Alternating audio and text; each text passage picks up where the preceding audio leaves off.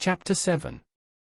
At the time when I stood in the churchyard reading the family tombstones, I had just enough learning to be able to spell them out.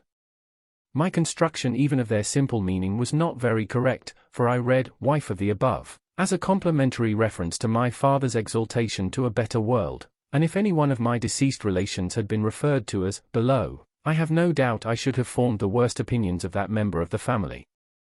Neither were my notions of the theological positions to which my catechism bound me at all accurate, for I have a lively remembrance that I supposed my declaration that I was to walk in the same all the days of my life laid me under an obligation always to go through the village from our house in one particular direction, and never to vary it by turning down by the wheelwrights or up by the mill.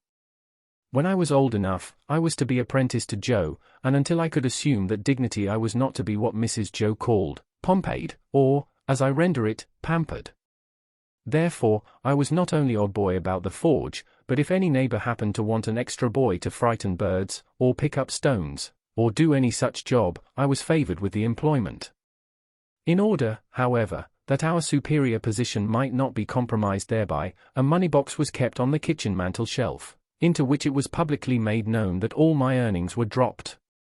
I have an impression that they were to be contributed eventually towards the liquidation of the national debt, but I know I had no hope of any personal participation in the treasure.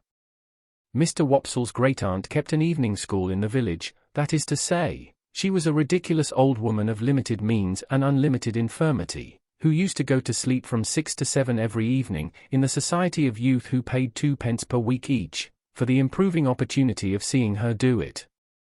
She rented a small cottage, and Mr. Wopsle had the room upstairs, where we students used to overhear him reading aloud in a most dignified and terrific manner, and occasionally bumping on the ceiling. There was a fiction that Mr. Wopsle examined the scholars once a quarter. What he did on those occasions was to turn up his cuffs, stick up his hair, and give us Mark Antony's oration over the body of Caesar. This was always followed by Collins's Ode on the Passions, wherein I particularly venerated Mr. Wopsle as Revenge throwing his blood-stained sword in thunder down, and taking the war-denouncing trumpet with a withering look. It was not with me then, as it was in later life, when I fell into the society of the Passions, and compared them with Collins and Wopsle, rather to the disadvantage of both gentlemen. Mr. Wopsle's great-aunt, besides keeping this educational institution, kept in the same room a little general shop. She had no idea what stock she had, or what the price of anything in it was, but there was a little greasy memorandum book kept in a drawer, which served as a catalogue of prices, and by this oracle Biddy arranged all the shop transactions. Biddy was Mr. Wopsle's great-aunt's granddaughter. I confess myself quite unequal to the working out of the problem, what relation she was to Mr. Wopsle. She was an orphan like myself, like me, too, had been brought up by hand. She was most noticeable, I thought, in respect of her extremities, for her hair always wanted brushing, her hands always wanted washing, and her shoes always wanted mending and pulling up at heel. This description must be received with a weekday limitation. On Sundays, she went to church elaborated.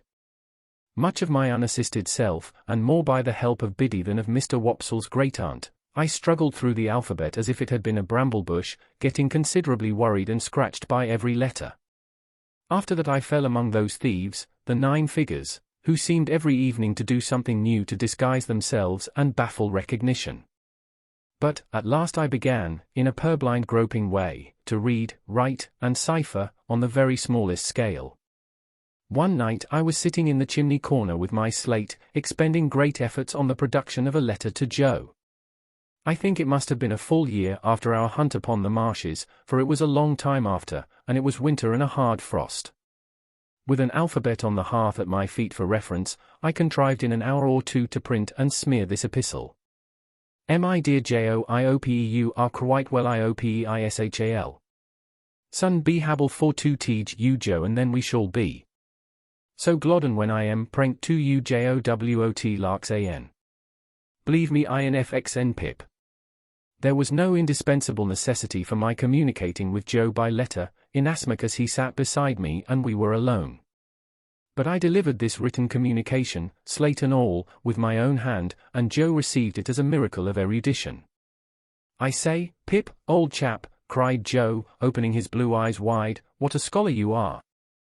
And you? I should like to be, said I, glancing at the slate as he held it, with a misgiving that the writing was rather hilly. Why, here's a J, said Joe, and a O equal to anything. Here's a J and a O, Pip, and a J-O, Joe. I had never heard Joe read aloud to any greater extent than this monosyllable, and I had observed at church last Sunday, when I accidentally held our prayer book upside down, that it seemed to suit his convenience quite as well as if it had been all right. Wishing to embrace the present occasion of finding out whether in teaching Joe, I should have to begin quite at the beginning, I said, but read the rest, Joe. The rest, Pip, said Joe, looking at it with a slow, searching eye. 1, 2, 3. Why, here's 3 JS, and 3 OS, and 3 JO, Joes in it, Pip. I leaned over Joe, and, with the aid of my forefinger, read him the whole letter. Astonishing, said Joe, when I had finished. You are a scholar. How do you spell Gorgory, Joe? I asked him, with a modest patronage. I don't spell it at all, said Joe. But supposing you did? It can't be supposed, said Joe. Though I'm uncommon fond of reading, too. Are you, Joe? Uncommon. Give me, said Joe, a good book, or a good newspaper, and sit me down afore a good fire, and I ask no better. Lord, he continued, after rubbing his knees a little, when you do come to a J and a O, and says you, here, at last, is a J-O, Joe, how interesting reading is. I derived from this, that Joe's education, like steam, was yet in its infancy. Pursuing the subject, I inquired. Didn't you ever go to school, Joe, when you were as little as me? No, Pip. Why didn't you ever go to school, Joe, when you were as little as me? Well, Pip, said Joe, taking up the poker, and settling himself to his usual occupation when he was thoughtful, of slowly raking the fire between the lower bars, I'll tell you. My father, Pip, he were given to drink, and when he were overtook with drink, he hammered away at my mother, most unmerciful. It were a'most the only hammering he did, indeed, excepting at myself. And he hammered at me with a wigger only to be equalled by the wigger with which he didn't hammer at his and Will. You're listening and understanding, Pip? Yes, Joe. Consequence, my mother and me we ran away from my father several times, and then my mother she'd go out to work, and she'd say, Joe, she'd say, now, please God, you shall have some schooling, child, and she'd put me to school. But my father were that good in his heart that he couldn't bear to be without us. So, he'd come with a most tremendous crowd and make such a row at the doors of the houses where we was, that they used to be obligated to have no more to do with us and to give us up to him. And then he took us home and hammered us. Which, you see, Pip, said Joe, pausing in his meditative raking of the fire, and looking at me, were a drawback on my learning. Certainly, poor Joe. Though mind you, Pip, said Joe, with a judicial touch or two of the poker on the top bar, rendering unto all their due, and maintaining equal justice betwixt man and man, my father were that good in his heart, don't you see? I didn't see, but I didn't say so. Well, Joe pursued, somebody must keep the pot a-biling, Pip, or the pot won't bile, don't you know?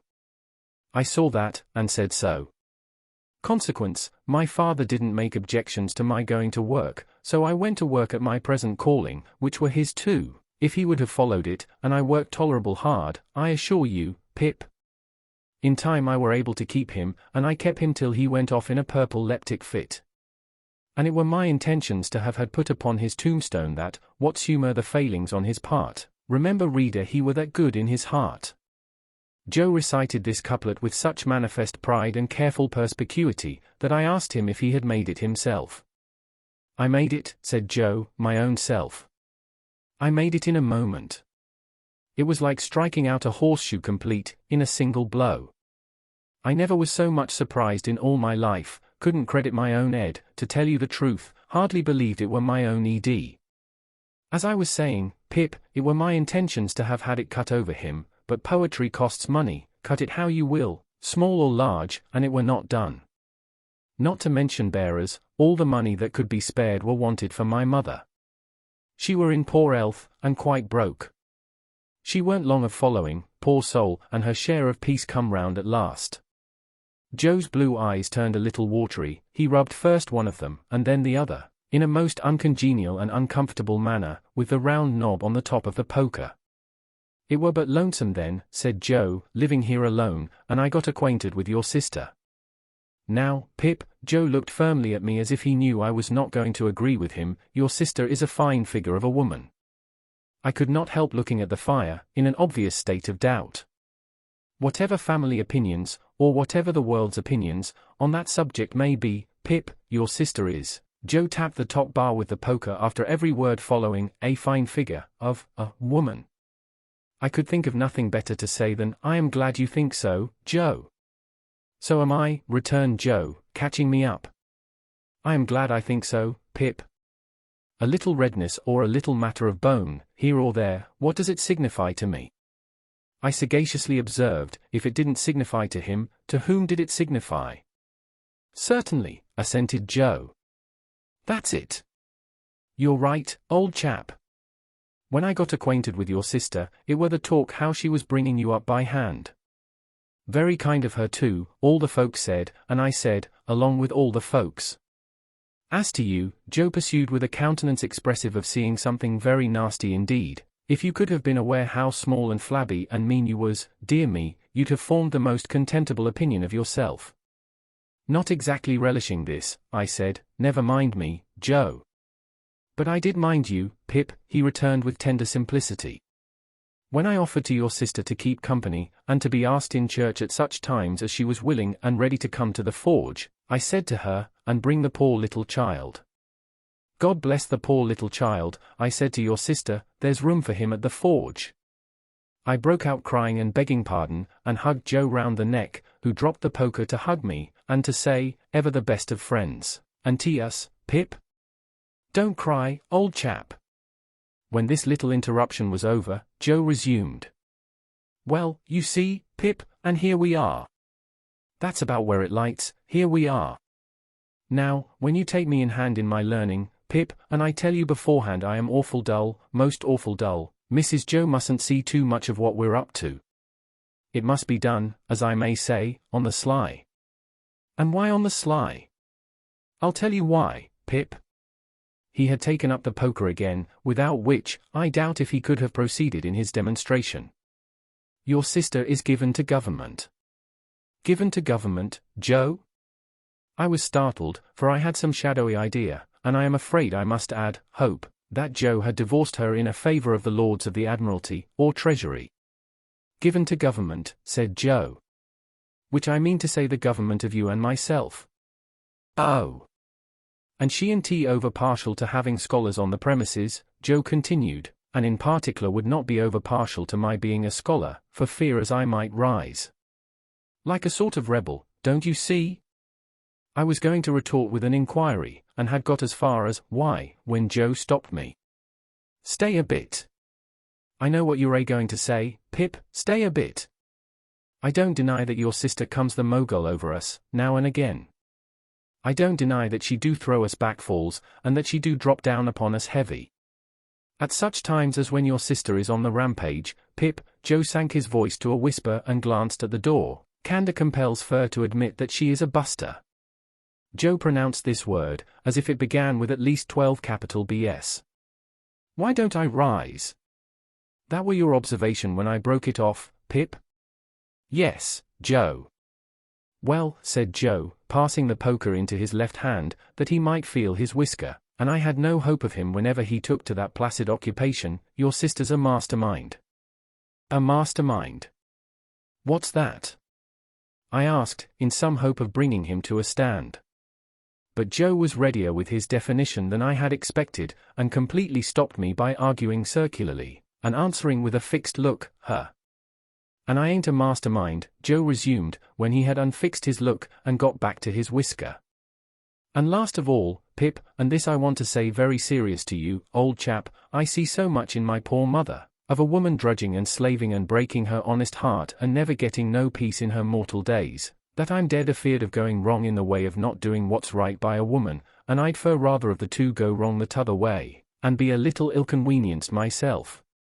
I wish it was only me that got put out, Pip, I wish there warn't no tickler for you, old chap, I wish I could take it all on myself, but this is the up and down and straight on it, Pip, and I hope you'll overlook shortcomings. Young as I was, I believe that I dated a new admiration of Joe from that night.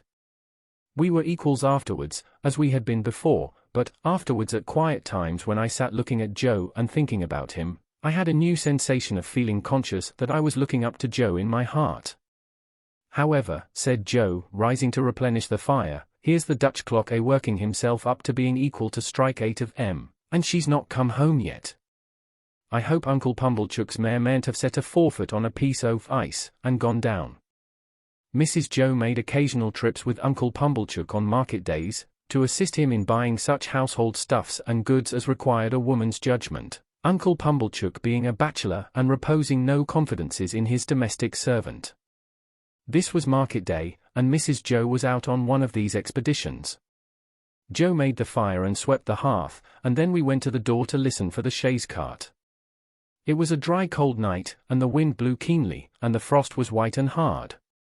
A man would die tonight of lying out on the marshes, I thought. And then I looked at the stars, and considered how awful it would be for a man to turn his face up to them as he froze to death, and see no help or pity in all the glittering multitude. Here comes the mare, said Joe, ringing like a peal of bells. The sound of her iron shoes upon the hard road was quite musical, as she came along at a much brisker trot than usual. We got a chair out, ready for Mrs. Joe's alighting, and stirred up the fire that they might see a bright window, and took a final survey of the kitchen that nothing might be out of its place. When we had completed these preparations, they drove up, wrapped to the eyes. Mrs. Joe was soon landed, and Uncle Pumblechook was soon down too, covering the mare with a cloth, and we were soon all in the kitchen, carrying so much cold air in with us that it seemed to drive all the heat out of the fire. Now, said Mrs. Joe, unwrapping herself with haste and excitement, and throwing her bonnet back on her shoulders where it hung by the strings, if this boy ain't grateful this night, he never will be. I looked as grateful as any boy possibly could, who was wholly uninformed why he ought to assume that expression. It's only to be hoped, said my sister, that he won't be Pompeyed. But I have my fears. She ain't in that line, Mum, said Mr. Pumblechook. She knows better. She? I looked at Joe, making the motion with my lips and eyebrows, she? Joe looked at me, making the motion with his lips and eyebrows, she? My sister catching him in the act, he drew the back of his hand across his nose with his usual conciliatory air on such occasions, and looked at her. Well, said my sister, in her snappish way. What are you staring at? Is the house afire? Which some individual, Joe politely hinted, mentioned, she.